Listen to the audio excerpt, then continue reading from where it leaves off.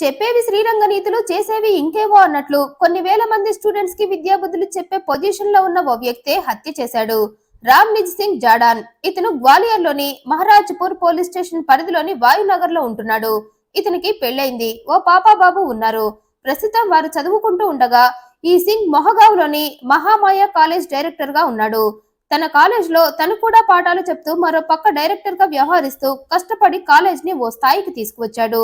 వేల మంది స్టూడెంట్స్ కి క్లాసులతో పాటు మంచి మాటలు చెప్తూ జీవితంలో ఉన్నతంగా ఎలా బ్రతకాలో నేర్పించేవాడు. అయితే మనిషి అన్నవాడెవరూ పర్ఫెక్ట్ కాదు. ప్రతి మనిషికి ఏదో ఒక వీక్నెస్ ఉంటుంది అన్న మాటను నిజం చేశాడు ఈ సింగ్. తప్పు చేయకుండా బ్రతకటం ఎలాగో తన స్టూడెంట్స్ కి నేర్పించాడు, కానీ తను తప్పు చేయకూడదన్న మాటని మర్చిపోయాడు. మంచి మాటలు జనాలకు చెప్పటానికే, తను అమలుపరచడానికి కాదనుకున్నాడు. ఇంట్లో భార్యను పెట్టుకుని మరో ఆడదాని మోజులో పడిపోయాడు. పైగా మనసు పడ్డ ప్రియురాలి కోసం తాళి కట్టిన భార్యను కూడా వదిలేయటానికి సిద్ధమైపోయాడు. అయితే అందుకు సరైన కారణం ఈ సింగ్ కి దొరకలేదు. కారణం, ఈ సింగ్ భార్య చాలా మంచిది, సింగ్ ని బాగా చూసుకుంటుంది. దీంతో సింగ్ కు ఏ కారణం చెప్పి భార్యను వదిలించుకోవాలో తెలియలేదు. అయితే కొన్నాళ్లు గడిచేసరికి ఆ అవకాశం భార్యనే సింగ్ కిచ్చింది. ఎప్పుడైతే ఈ సింగ్ ప్రియురాలి భజనలో మునిగిపోయాడో అప్పటిదాకా ప్రేమించిన భార్యని పట్టించుకోవటం మానేశాడు. కొన్నాళ్లు దాన్నే గమనించింది భార్య. మరికొన్నాళ్ళు సింగ్ మారతాడేమో అని ఎదురు చూసింది, కానీ సింగ్ లో మార్పు రాలేదు. దీంతో ఆమె అసలేం జరిగింది, సింగ్ తనను ఎందుకు దూరం పెడుతున్నాడో కారణం తెలుసుకోవాలి అనుకుంది. ఆ క్రమంలోనే ఆమె కూడా భర్తతో పాటు కాలేజీకి వెళ్లటం స్టార్ట్ చేసింది. భర్తకు దగ్గరగా ఉంటే అతని ప్రతి మూమెంట్ ఆమె తెలుసుకోవచ్చు అనుకుంది. దీంతో సింగ్ మైండ్ లో ఏముందో తనకు తెలిసిపోతుందనుకుంది. అందుకే సింగ్ నువ్వెందుకు కాలేజీకి అంటున్నా, ఇంట్లో ఉండాలంటే నాకు బోర్ కొడుతుందని చెప్పి కాలేజీలో సెటిల్ అయింది. అప్పటి నుండి ఆమె ఆడ జేమ్స్ బాండ్ అవతారం ఎత్తేసి భర్త ప్రతి మూమెంట్ ని తెలుసుకుంది. ఆ క్రమంలోనే సింగ్ రోజు మధ్యాహ్నం టైంలో ఎక్కడికో వెళ్లి సాయంత్రానికి మళ్లీ కాలేజీకి వస్తున్నట్లు గుర్తించిందామె. దీంతో ఆమె రోజు మధ్యాహ్నం భోజనం చేయకుండా బయటకు వెళ్లి సాయంత్రానికి వస్తున్నావేంటని భర్తను నిలదీయాలి అనుకుంది. కానీ అలా అడిగితే భర్త అలర్ట్ అయిపోయి తన తప్పును కప్పిపుచ్చుకునే ప్రయత్నం చేస్తాడని ఓ రోజు మధ్యాహ్నం భర్త వెళుతున్నప్పుడు సైలెంట్ గా అతన్ని ఫాలో అయిపోయి అసలు నిజం మొత్తం తెలుసుకుంది. భర్త మరో ఆడదాని మైకంలో పడిపోయి తనని దూరం పెడుతున్నాడని తెలుసుకుని ఆ విషయాన్ని తట్టుకోలేకపోయిందామె. వెంటనే ఇంటికి వెళ్లిపోయింది. రాత్రి భర్త రాగానే మధ్యాహ్నం లంచ్ బాగా చేసావా, కడుపు బాగా నిండిందా, మనసుకి కోరిక తీరిందా అని అడిగింది. ఆ మాటకి కంగు తిన్నాడు సింగ్. వెంటనే కంగారు పడిపోయాడు. ఆ కంగారును గమనించిన భార్య, ఎందుకంత కంగారు, నాకు నిజం తెలిసిపోయిందేమో అనే కదా అంది. నీ డక్టీ పిక్చర్ మొత్తం మధ్యాహ్నమే చూసా, ప్రియురాలి ఒడిలో హాయిగా సేద తీరుతున్నావుగా అంది. అయితే ఎలాగో భార్యకు తెలిసిపోయిందని అదంతా నిజమే అని ఒప్పుకున్నాడు సింగ్. నా ప్రియురాలే నా గుండెకాయ, నువ్వు నా ప్రాణానికి పట్టుకున్న జిడ్డుకాయ అన్నాడు. ఎంత వదిలించుకుందామన్నా నన్నే జిడ్డులా పట్టుకున్నావు. నువ్వు వదిలేస్తే హ్యాపీగా నేను నా ప్రియురాలతో సెటిల్ అవుతా. అలా అని నీకేం అన్యాయం చేయను. నీకెంత డబ్బు కావాలో అడుగు, డిమాండ్ చెయ్యి. నువ్వు అడిగినంత డబ్బు ఇవ్వడానికి నేను రెడీగా ఉన్నానన్నాడు. అయితే తమ బంధాన్ని డబ్బుతో వెలకట్టడంతో భార్యకు సహనం చచ్చిపోయింది. అప్పటిదాకా సీతలా ఉన్నది కాస్త శివంగిలా మారిపోయింది. అప్పటి నుండి భర్తను డీల్ చేసే పద్ధతి మార్చి తనలో ఉన్న కోపాన్ని నిద్రలేపింది. నీ ప్రియురాలిని వదిలేస్తావా లేదా అని పోట్లాటకు దిగింది.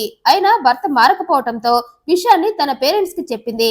ఇంకా మారకపోతే నీ విషయం అందరికి చెప్పి వాళ్ళ చేత నీకు బుద్ధి చెప్పిస్తా అంది. నువ్వు నన్ను వదిలించుకునే ట్రయల్స్ వెయ్యకు, నేను బ్రతుకున్నంత కాలం నిన్ను వదలా అంటూ భర్తకు వార్నింగుల మీద వార్నింగులు ఇచ్చిందామే. ఆ మాటలతో సింగ్ కూడా ఓ క్లారిటీ వచ్చేసింది. భార్య చచ్చినా తనకి విడాకులు ఇవ్వదని, తనని వదిలిపోదని. దీంతో ఆమెను చంపేయాలి అనుకున్నాడు భర్త. ఆమె నోరు శాశ్వతంగా మూయిస్తేనే తను తన ప్రియురాలతో సెటిల్ అయిపోవచ్చు అనుకున్నాడు. దీంతో అవకాశం కోసం ఎదురు చూశాడు. ఓ రోజు రాత్రి ఆ అవకాశం సింగ్ కి వచ్చింది. ప్రియురాలని వదిలేమని భార్య గొడవ పడుతూ ఉండటంతో ఆమెను చంపేందుకు అదే కరెక్ట్ టైం అనుకున్నాడు. ఆ టైంలో తన పిల్లలిద్దరూ కూడా తమ తమ గదుల్లో నిద్రపోతూ ఉండటంతో భార్య గొంతు నులిమి చంపేశాడు. తరువాత అరక్షణం కూడా ఆగకుండా భార్య శవాన్ని తీసుకుని హాస్పిటల్ కి వెళ్లాడు. అక్కడ డాక్టర్స్ తో నా భార్య గుండె నొప్పితో కొట్టుకుంటూ కింద పడిపోయిందన్నాడు. దీంతో ఆమెను పరీక్షించారు డాక్టర్స్. అప్పటికే ఆమె చనిపోయినట్లు గుర్తించి అదే విషయాన్ని సింగ్ కి చెప్పి పనిలో పనిగా విషయాన్ని పోలీసులకు కూడా చెప్పారు. మా దగ్గరకు ఓ శవం వచ్చింది. ఆమె మరణం సహజ మరణంలా అనిపించడం లేదు, మెడ మీద కమిలినట్లుగా ఉంది. అందుకే మాకు అనుమానంగా ఉండి మీకు ఫోన్ చేశాం, ఓసారి మీరు రండన్నారు. దీంతో పోలీసులు ఎంట్రీ ఇచ్చారు. అయితే అప్పటికే యాక్షన్ లో దిగిపోయాడు సింగ్. తన భార్య గుండె నొప్పితో చనిపోయిందంటూ తన గుండె ఆగిపోతుందేమో అన్నట్లుగా ఏడవటం మొదలు పెట్టాడు. పోలీసులు సింగ్ ని చూసి అసలేం జరిగిందన్నారు. వారికి కూడా సింగ్ అదే సేమ్ పిట్ట కథ వినిపించాడు. నా భార్య గుండె నొప్పితో చనిపోయిందన్నాడు. కానీ పోలీసులకు అతని మాటలు నమ్మశక్యం కాక శవాన్ని హ్యాండ్ ఓవర్ చేసుకుని పోస్ట్ మార్టానికి పంపారు. అందులో ఆమెను గొంతు నులిమి చెప్పినట్లు తేలింది. దీంతో పోలీసులు సింగ్ ని పట్టుకుందామని అతని ఇంటికి వెళ్లారు. కానీ సింగ్ ఇంట్లో లేడు. రిపోర్ట్ లో ఖచ్చితంగా తన భార్యది హత్య అని తేలుతుందని ముందే ఊహించిన సింగ్ పోలీసులు వచ్చేలోపే అక్కడి నుండి పారిపోవాలి అనుకున్నాడు. అయితే పోతూ పోతూ భార్య శవాన్ని కూడా తన వెంట తీసుకువెళ్లి పోలీసులకు శవం గురించిన ఎలాంటి ఇన్ఫర్మేషన్ దొరకకుండా భార్య శవాన్ని తగలబెట్టేసి తను అజ్ఞాతంలోకి వెళ్లిపోయి బ్రతకాలి అనుకున్నాడు.